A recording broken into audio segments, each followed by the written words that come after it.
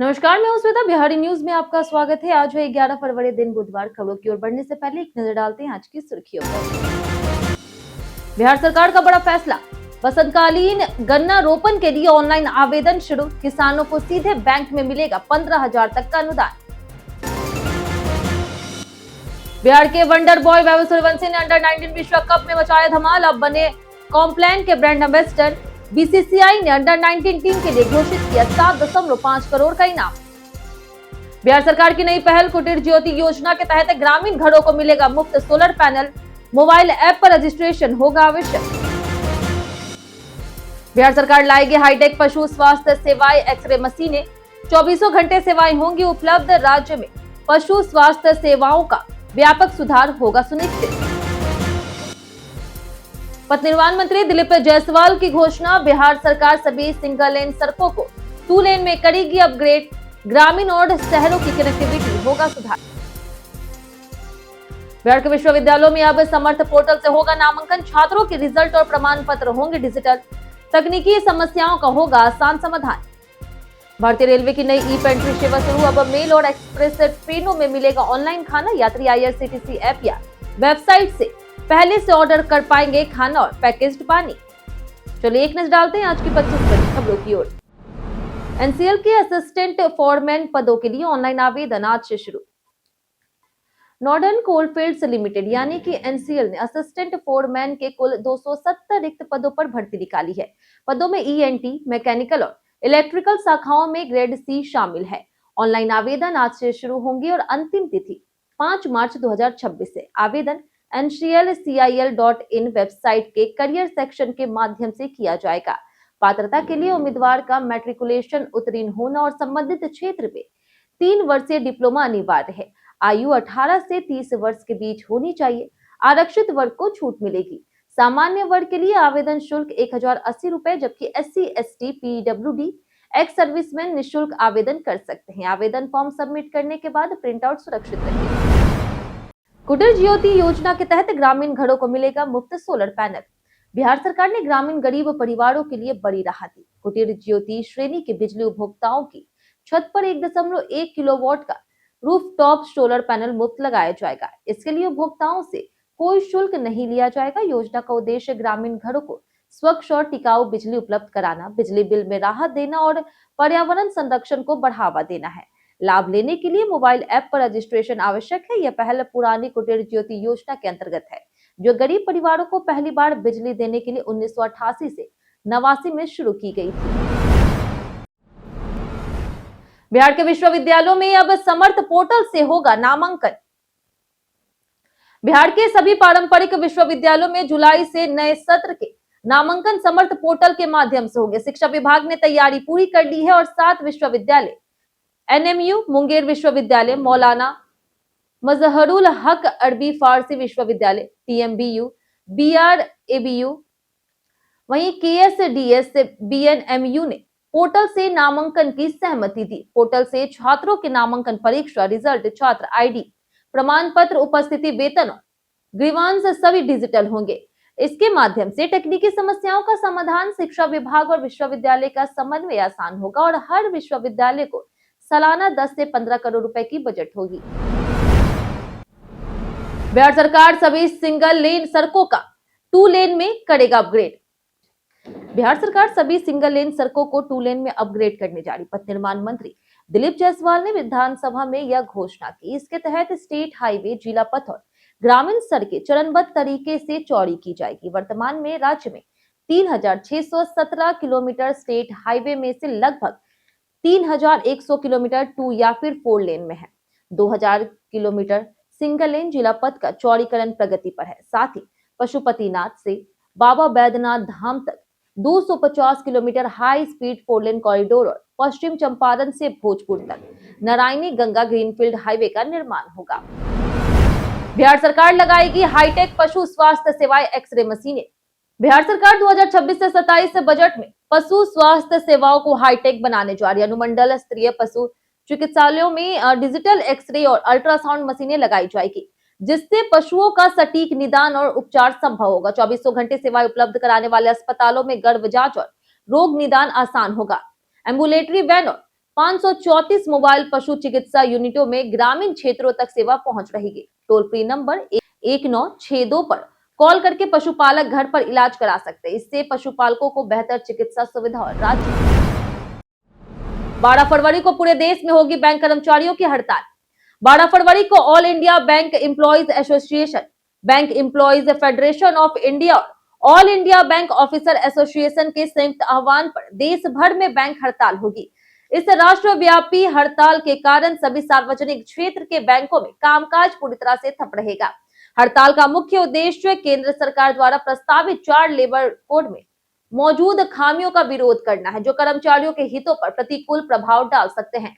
बिहार के bank union नेताओं ने कर्मचारियों से हड़ताल को सफल बनाने और सरकार को संशोधन के लिए दबाव डालने की अपील की। नवादा में लगा रोजगार camp.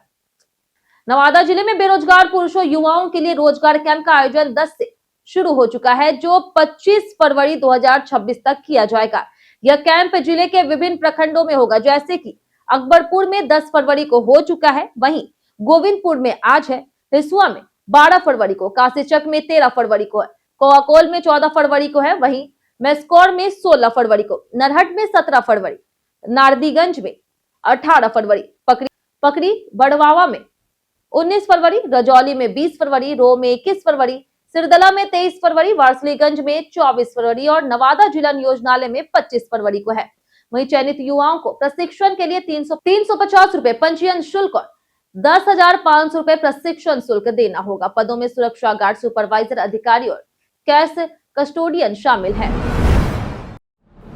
Senior women's one day trophy में बिहार ने लगातार तीसरी जीत की दर्ज।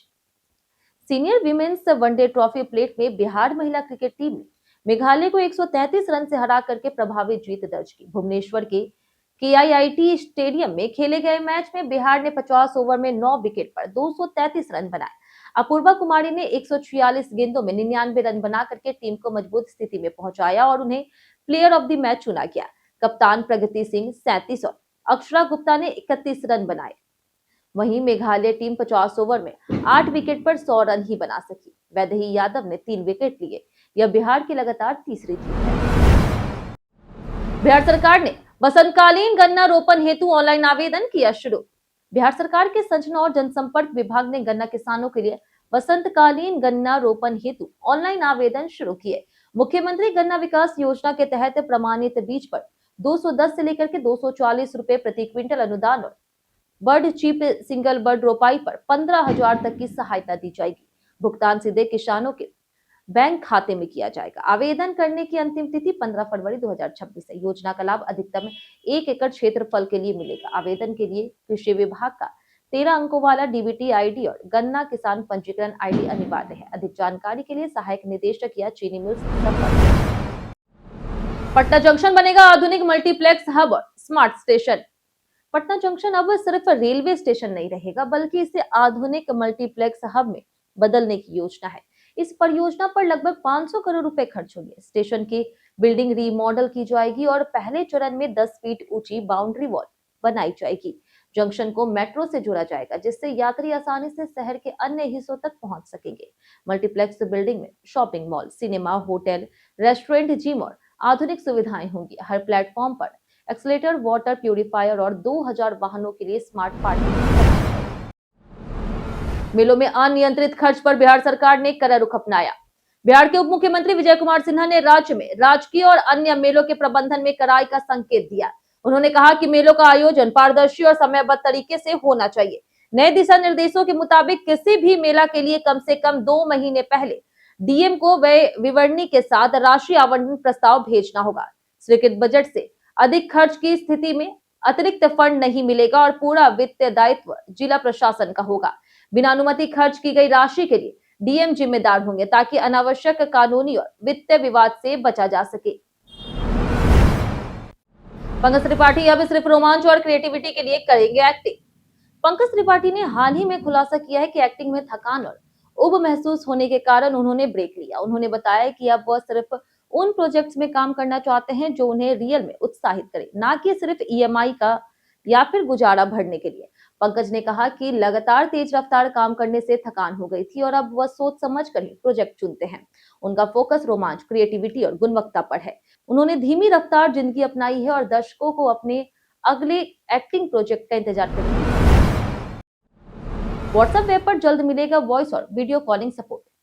व्हाट्सएप वेब अब वॉइस और वीडियो कॉलिंग सपोर्ट देने वाला है, जिससे डेस्कटॉप ऐप की जरूरत खत्म हो जाएगी। फिलहाल यह फीचर बीटा प्रोग्राम यूजर्स के लिए उपलब्ध है और धीरे धीरे सभी के लिए रोल आउट होगा।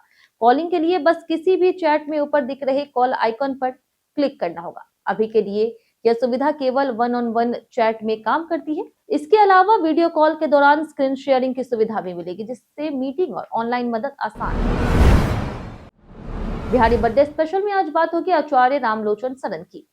आचार्य रामलोचन सरन हिंदी साहित्यकार, व्याकरणविद और प्रकाशक थे।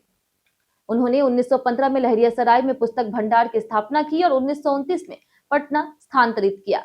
बालक पत्रिका, हिमालय और होनहार जैसी कई पत्रिकाओं की उन्होंने स्थापना की। उन्होंने रामचरितमानस, तुलसीदास और गांधीवादी साहित्य सहित कई महत्वपूर्ण किताबें प्रकाशित की।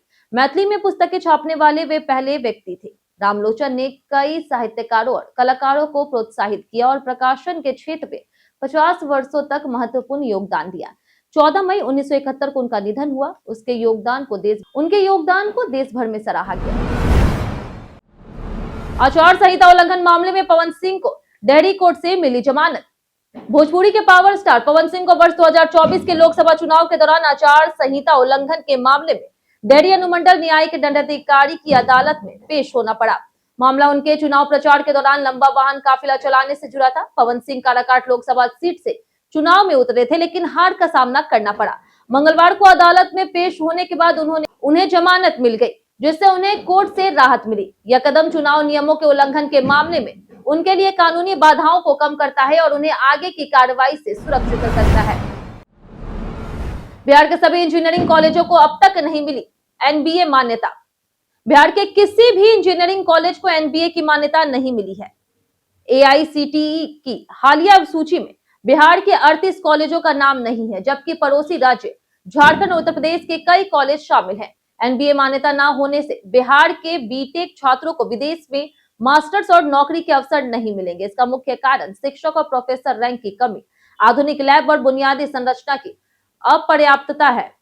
एमआईटी और अन्य कॉलेजें कुछ विषयों में मान्यता लेने का प्रयास कर रहे हैं, लेकिन अभी सभी छात्रों को नुकसान होगा। फुट ओवरब्रिज निर्माण के कारण ट्रेनें 13 फरवरी से रहेगी प्रभावित।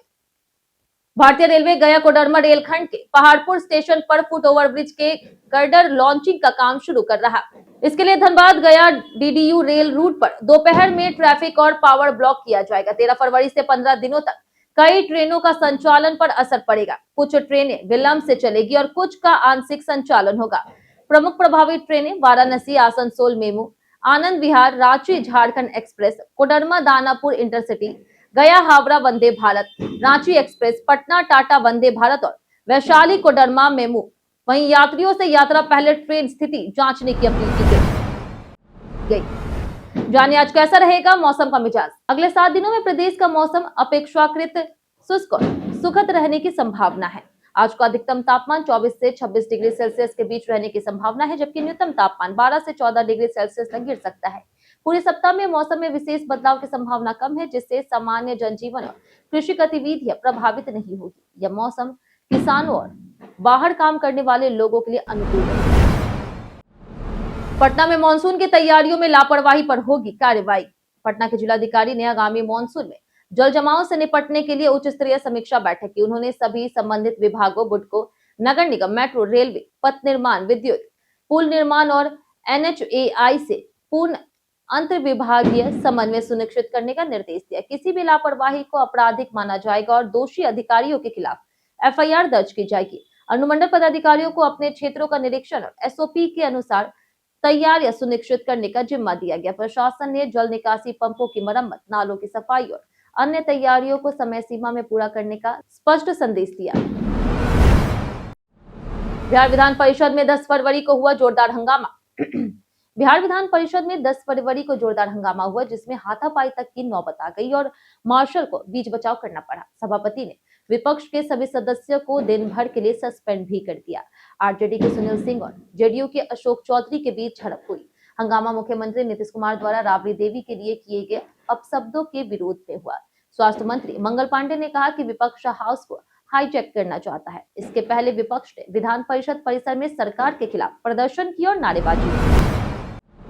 पटना कोर्ट ने पप्पू यादव को 31 साल पुराने मामले में दी जमानत। पूर्णिया से सांसद पप्पू यादव को पटना सिविल कोर्ट ने 31 साल पुराने एक मामले में जमानत दी है, लेकिन 2 अन्य मामले बुद्धा कॉलोनी और कोतवाली थाना में उनकी हिरासत जारी रहेगी। कोर्ट ने पुराने मामले में पुलिस की रिमांड याचिका खारिज कर दी, जिससे पप्पू यादव को आंशिक राहत मिली।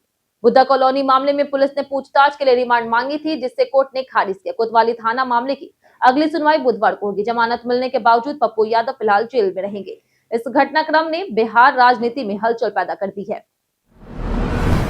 अंडर 19 हीरो वैभव सूर्यवंशी की ब्रांडिंग से होगी भारी कमाई। बिहार के वंडर बॉय वैभव सूर्यवंशी की सफलता ने उन्हें खेल और ब्रांडिंग दोनों में चमकाया। अंडर 19 विश्व कप में इंग्लैंड के खिलाफ 175 रन की ऐतिहासिक पारी के बाद उन्हें मैन ऑफ द टूर्नामेंट चुना गया। वहीं अब 14 साल की उम्र में वैभव हेल्थ सप्लीमेंट ब्रांड कॉम्प्लान के ब्रांड एम्बेसडर बने हैं, जिससे उन्हें 60 से 70 लाख रुपए की कमाई होने की संभावना है। इसके अलावा बीसीसीआई ने अंडर 19 टीम के लिए 7.5 करोड़ रुपए की इनाम घोषित किया है। वैभव की मेहनत, संघर्ष और प्रदर्शन बिहार के युवाओं के लिए प्रेरणा का स्रोत है। कई कारणों से दर्ज है भारत के इतिहास में आज की तारीख। 1750 में तिलका मांझी का जन्म हुआ, जिन्हें भारतीय संविधानता संग्राम का पहला शहीद माना जाता है। 1901 में क्रांतिकारी दामोदर स्वरूप सेठ और 1917 में टी नागी रेड्डी का जन्म हुआ। 1929 में आरवीएस पेरी शास्त्री भारत के पूर्व मुख्य निर्वाचन आयुक्त और 1931 में साहित्यिक आलोचक गोपीचंद नारंग का जन्म हुआ। 1931 में साहित्यिक आलोचक गोपीचंद नारंग का जन्म हुआ। 1942 में स्वतंत्रता सेनानी जमनालाल बजाज, 1968 में राजनीतिज्ञ दीनदयाल उपाध्याय और 1979 में कवि पंडित नरेंद्र शर्मा, 2015 में विद्वान विष्णु विराट, 2018 में फिल्म निर्माता प्रभाती घोष और 2022 में निर्देशक रवि टंडन का निधन हुआ। नकली ट्रैफिक चालान लिंक की जाने सच्चाई। पीआईबी फैक्ट चेक के अनुसार ट्रैफिक चालान से संबंधित कई नकली एसएमएस और व्हाट्सएप संदेश फैल रहे। इन संदेशों में आरटीओ ई चालान के लिंक, पीडीएफ या फिर एपीके फाइलें भेजी जा रही, जो आधिकारिक दिखाती है। स्कैमर्स इन लिंक पर क्लिक करवा करके आपके ओटीपी और बैंक यूपीआई लेन देन की जानकारी चुरा सकते हैं। पीआईबी फैक्ट चेक ने स्पष्ट किया है कि ऐसे लिंक पर कभी क्लिक ना करें और व्हाट्सएप या फिर एसएमएस से मिली फाइलें इंस्टॉल ना करें। केवल आधिकारिक पोर्टल e-चालान.परिवहन.gov.in और मान्य स्टोर से ही ऐप डाउनलोड करें। रेलवे की नई ई पेंट्री सेवा से मिलेगा ऑनलाइन खाना। भारतीय रेलवे ने लंबी दूरी की मेल और एक्सप्रेस ट्रेनों में सफर करने वाले यात्रियों के लिए ई पेंट्री सेवा शुरू की है। इसके तहत यात्री आईआरसीटीसी वेबसाइट या फिर मोबाइल ऐप से पहले से ही खाना और पैकेज्ड पानी ऑनलाइन ऑर्डर कर सकते हैं, जो सीधे सीट पर पहुंचाया जाएगा। यह सुविधा उन ट्रेनों में लागू है जिनमें टिकट में भोजन शामिल नहीं है, लेकिन पेंट्री कार्ड मौजूद है। पहले ट्रायल के सफल होने के बाद अब 25 प्रमुख ट्रेनों में इसे लागू किया गया। पेमेंट कैशलेस होगा और रिफंड या फिर कैंसिलेशन की सुविधा भी उपलब्ध है। इसका उद्देश्य सफर को आरामदायक, हाइजेनिक और भरोसेमंद बनाना है। प्रतिदिन आपसे 5 ऐसे जरूरी सवाल, उसके जवाब बताएंगे, जो कि बीपीएससी, बिहार पुलिस दरोगा समेत एसएससी जैसे अन्य प्रतियोगी परीक्षाओं में काम आएंगे। सवाल इतिहास, बिहार स्पेशल, विज्ञान, करंट अफेयर्स और भूगोल से रहेंगे। पूछे गए 5 सवाल में आपने कितना सही जवाब दिया, ये हमें कमेंट करके जरूर बताएं।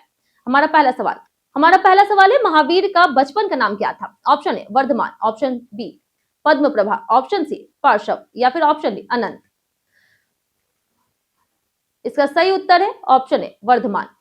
हमारा दूसरा सवाल है, शेरशाह सूरी के मकबरे का डिजाइन किसने तैयार किया था? ऑप्शन ए है उस्ताद अहमद लाहौरी, ऑप्शन बी है उस्ताद ईशा सिराजी, ऑप्शन सी है Mimar Sinan, option D Mir Mohammad Aliwal Khan. इसका सही जवाब है ऑप्शन डी मीर मोहम्मद अलीवाल खान। हमारा तीसरा सवाल है, स्वतंत्रता के बाद से नामक पुस्तक किस वर्ष प्रकाशित हुई थी? Option A 1949, option B 1960, option C 1954 या फिर ऑप्शन डी 1952। इसका सही जवाब है ऑप्शन बी 1960। हमारा चौथा सवाल है कि पटना विश्वविद्यालय के पहले गैर सरकारी कुलपति कौन थे? Option A Balbhadra Prasad, option B Sarangdhar Singh, option C Sachchidanand Sinha, option D Vasudev Narayan. इसका सही जवाब है ऑप्शन सी सच्चिदानंद सिन्हा। हमारा आखिरी सवाल है, बिहार के किस शहर में केंद्रीय आलू अनुसंधान संस्थान स्थित है? ऑप्शन ए गया जी, ऑप्शन बी है मुंगेर, ऑप्शन सी है सिवान या फिर ऑप्शन डी पटना। इसका सही जवाब है ऑप्शन डी, पटना। बीते दिन हमारे द्वारा पूछे गए सवाल का जवाब आप लोगों में से बहुत लोगों ने हमारे कमेंट बॉक्स सेक्शन में लिख कर दिया है। जिन्होंने हमारे द्वारा पूछे गए सवाल का जवाब दिया उनके नाम है राम बाबू दास, अनवर करीम खान, मुन्ना प्रसाद, सूरज राय, जुले सिंह, राजवेंद्र ताती, बाबूलाल मरांडी, रवि मोहन वर्मा, नौशाद रजा, प्रमोद मंडल, अतीक खान, कृष्णा प्रसाद, रितु कुमारी, चंदन कुमार, सुबोध कुमार, दिनेश पासवान, गीता देवी, मनोरमा पाटिल, राजेश मांझी, राजकुमार यादव, गीता देवी, रंजय तिवारी, कृष्णा कुमार, स्वनेश्वर कुमार, रानी कुमारी, अंजलि कुमारी, अशोक कुमार, वीरेंद्र कुमार, अर्जुन राम, मनोज दास, गौतम कुमार, रमेश कुमार, रीना कुमारी, सलीम अहमद, मिंटू ठाकुर, उपेंद्र सक्सेना, छोटू रजक, रवि पूजा, दीपक कुमार, मुरली पासवान और संजीव कुमार। इसी के साथ बढ़ते हैं आज के सवाल की ओर। आज का सवाल है, महिलाओं और बच्चों की सुरक्षा के मामले में सबसे जरूरी सुधार क्या होना चाहिए? आप अपना जवाब हमें हमारे कमेंट सेक्शन में लिखकर जरूर बताएं। आज के लिए इतना ही। बिहार की तमाम खबरों के साथ बने रहने के लिए देखते रहे बिहारी।